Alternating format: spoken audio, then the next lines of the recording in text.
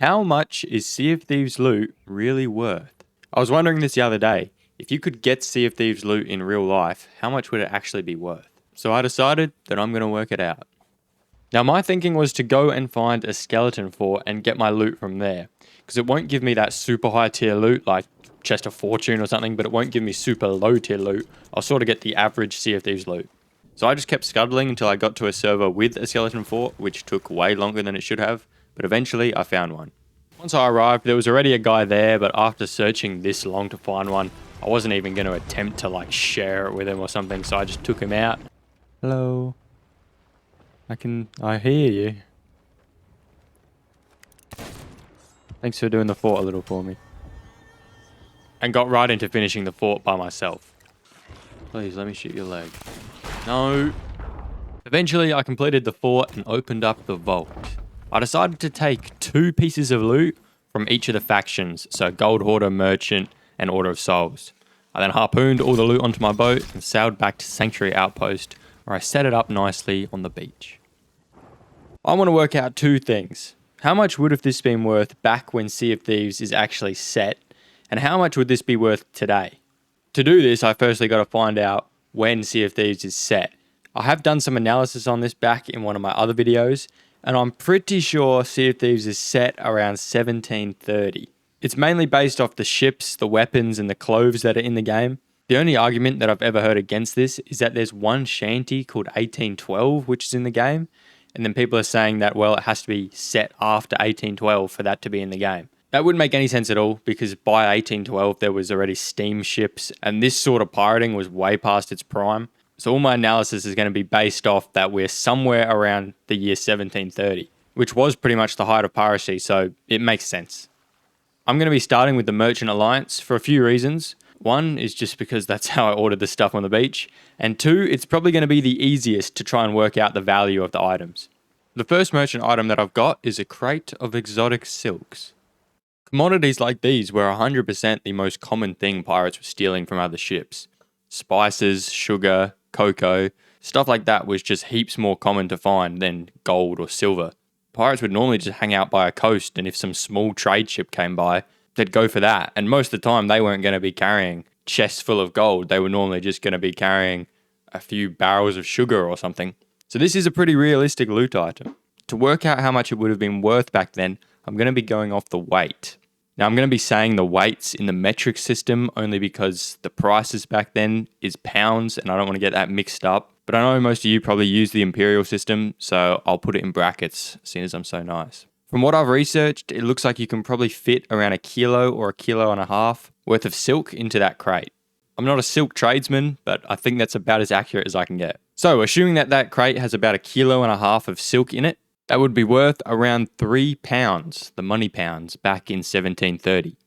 I'm pretty happy with how accurate that price is going to be because there are a lot of documents back in that time of people trading silk and they have the prices on there. It looks like it traded at about £1 for pound if it was a nice high quality silk, which I'm guessing this is because it's called a crate of exotic silks.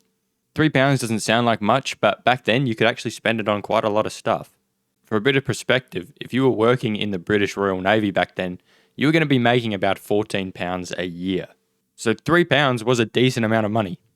You could get yourself a pretty nice cow, or possibly you could get a handcrafted sword specifically for you. So how much would this be worth today? From what I've found, there's a whole bunch of information on this. There's even a raw silk price index thing that I found, but it looks like for high quality silk you pay by the square meter, and it's about 100 grams per square meter, so somewhere around $500 US dollars. I'm sure you probably know what you could get for $500. You'd get like a secondhand phone or maybe a decent laptop, but you cannot buy a cow. Cows are actually heaps more expensive now, so this was probably worth more back in the pirate days. Now on to the second merchant item, which is a crate of rare tea. This is very similar to the silk. 100% was something pirates were actually stealing, and shouldn't be too hard for me to work out how much this is worth. Tea price changed drastically around this time period. From 1700 to 1800, it was worth a whole lot more in 1700 and sort of went down over the years, I guess, as more of it got spread around and it became less valuable. But in 1730, it was definitely a valuable commodity, and you'd only really find it in big amounts on British ships. To start off, I reckon that crate can fit about 30 kilos of tea in it, and tea looks like it was 10 shillings per pound, which is half a pound per pound. This is why I'm doing it in kilos, because it's just easier. Which means it's about a pound and a bit per kilo. So for 30 kilos, it would be worth right around 36 pounds, the money pounds, which is heaps more than the silk, which I'm kind of surprised about, but I think I've done this right. So it's worth about 10 times the amount of silk for the same box. It's kind of tricky to say what exactly you could buy for about 36 pounds back then. I mean, if we're going off the cows, you could get about 10 cows. It certainly would have been a lot to an average person, especially if you were making like £10 a year. That would be 3 years worth of your wage. But to a pirate, it probably wasn't that much. They weren't worried about buying a ship or anything like that because you would just steal one. And they very rarely were looking to buy a home anywhere. So most of the time, they would just be going into towns and spending their money in taverns on food and clothes and stuff like that. They would often just overpay for stuff because they had so much money. So what could you exactly get for this much? I'm not really sure. Certainly was a good amount of money, but we're still on the low end of things if you were looking to build your own ship or buy some cannons. If you wanted a bronze cannon, that could be upwards of £1,000, so it wasn't anything near that. It isn't too hard to work out how much this would be worth today because you can still very easily buy tea. Because the box is green, I'm going to be guessing that this is green tea. And if you wanted to buy 30 kilos of green tea, it's going to cost you about $7,000, which is actually way more than I thought. You can buy a pretty decent second-hand car for the same price. But now, moving on to the more movie sort of pirate loot, the gold hoarder. The first item I've got here is a captain's chest. Before I work out the value of this, I've got to explain how exactly I'm doing it.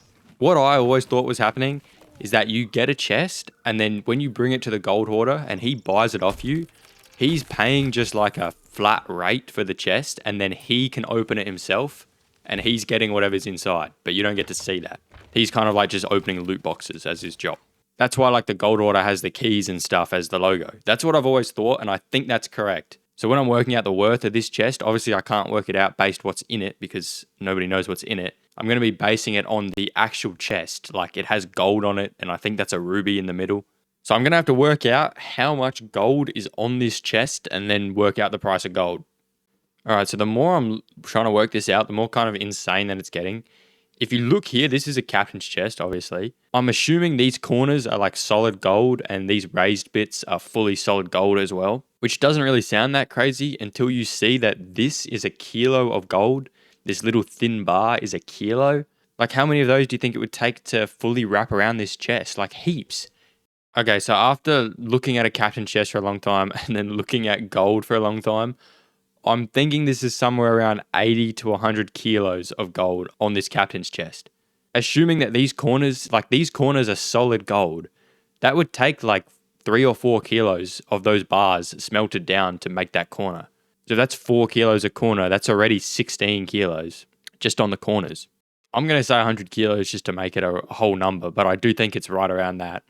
There's also then 5 rubies. There's 3 on the front, 1 on the top, and then 1 on the back.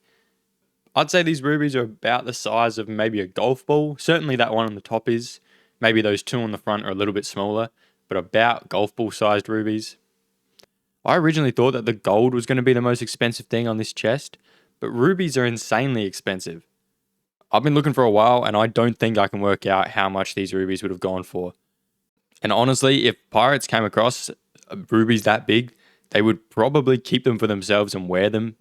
So I'm going to claim that that's what would happen because I can't work out the value of these anyway. And probably even if you could, there'd be no one that was going to have enough money to buy it off the pirates.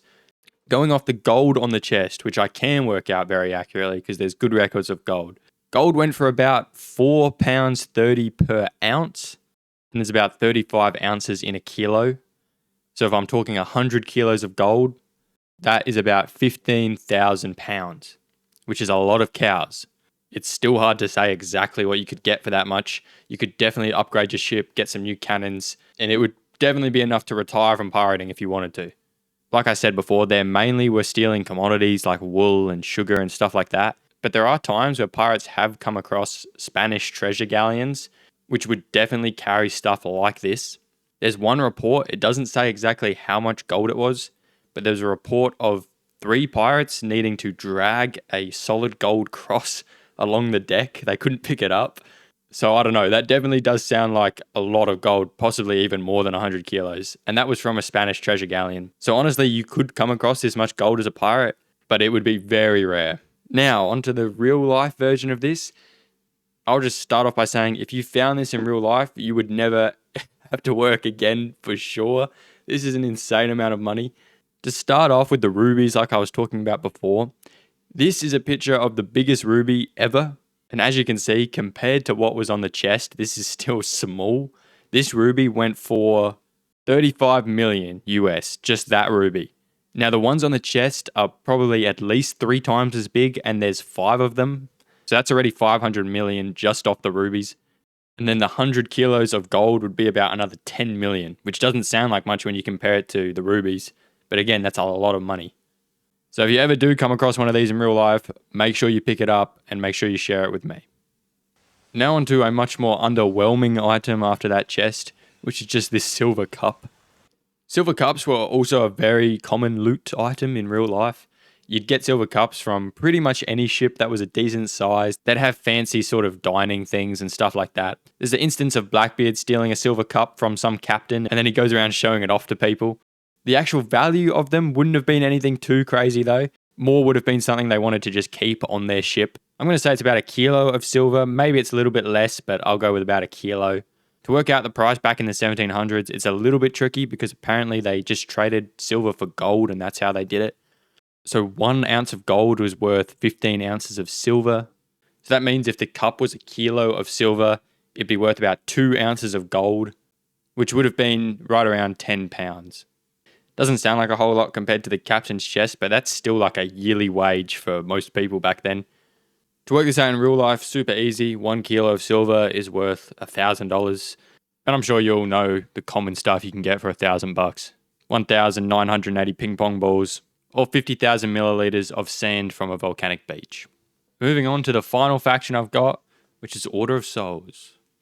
For this first one, I'm going to price it like it's a bounty because it's called a bounty skull. And the closest thing to going out and hunting for skeletons was going out and hunting for people. For example, Blackbeard had a 100-pound bounty placed on him, and that was collected by one guy that ended up killing him. So that's pretty easy to work out. 100 pounds back then was 100 pounds. About 30 cows in the cow measurement, or about 10 years of wage for a normal Navy sailor. Today, that 100-pound bounty would be worth about $50,000, but that was a pretty high bounty back then. Blackbeard was a very wanted pirate, so they had a lot of money on him. You easily also could have seen bounties that were going for 5 or 10 pounds. For the villainous bounty skull, because it's golden, I'm going to actually go off this being the item, a golden skull. I reckon this is about 20 kilos of gold. I think you'd probably have to smelt down about 20 of those bars to make this. Back then, that would have been worth 3,000 pounds, which is a whole lot of money. And that makes it nice and easy to work out. If you found it today, it'd go for $2 million. So, at the end, how much is all of this worth? In 1730, you'd have exactly 18,149 pounds. If you managed to get all this stuff today, you'd have just over 512 million US dollars. And this is a small loot haul for Sea of Thieves. If you were able to do a gold hoarder vault in real life, you would be insanely rich. Anyway, I think that's about it. So I'll see you guys around. I've got to go do my uni work now.